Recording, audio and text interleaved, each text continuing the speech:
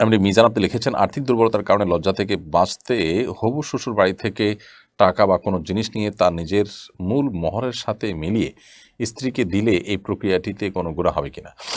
আহ, আর্থিক দুর্বলতা থেকে বাঁচার জন্য হবু শ্বশুর বাড়ি থেকে টাকা পয়সা জিনিসপত্র আপনি নেবেন, এই নেওয়াটা তো যৌতুক, এটা তো নেওয়ার কোনো রাইট আপনার নাই।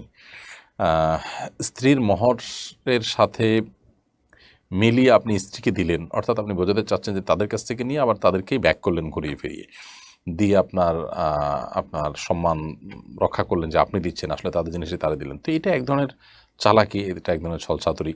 মোহর আপনি দিয়েছেন, কিন্তু তাদের স্ত্রীকে আলাদা কিছু হাদিয়া দিতে হবে, সেটা আপনার কাছে নাই, তো তাদের কাছ থেকে নিয়ে আবার তাদের মেয়েকে দিলেন।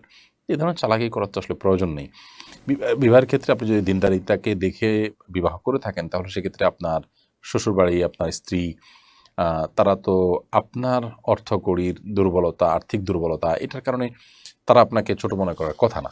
আমাদের এই মানে তথাকথিত আত্মসম্মান বা এই জাতীয় ভাবসাব জাহিরের যে প্রবণতা, এটা আমাদেরকে অনেক সময় অনেক অন্যায়ের দিকে নিয়ে যায়। অতএব আমি আশা করি যে এ ধরনের অন্যায়, বিশেষ করে এই ধরনের ছলচাতুরি থেকে আপনি বিরত থাকবেন। আমার মনে হচ্ছে সেটি অধিকতর উত্তম হবে। তবে তাদের থেকে নিয়ে ঘুরে ফিরে তাদেরকেই দিয়ে দিলেন, এটা সরাসরি হারাম আর হবে না, কারণ আপনি সরাসরি ভোগ করছেন না।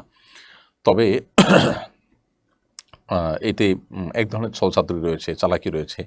আবার আপনার সামাজিকভাবে যৌতুকের যে অপরাধ, সে অপরাধটা এখানে বাহ্যিকভাবে হচ্ছে। যদিও সেগুলো আপনার হবে না, যেহেতু আপনি নিয়ে নিজে ভোগ করছেন না, আপনি এটা কসুর করছেন। সো এভয়েড করাটা আমার মনে হচ্ছে ভালো হবে, কিন্তু সরাসরি হারাম হবে না ইনশাআল্লাহ।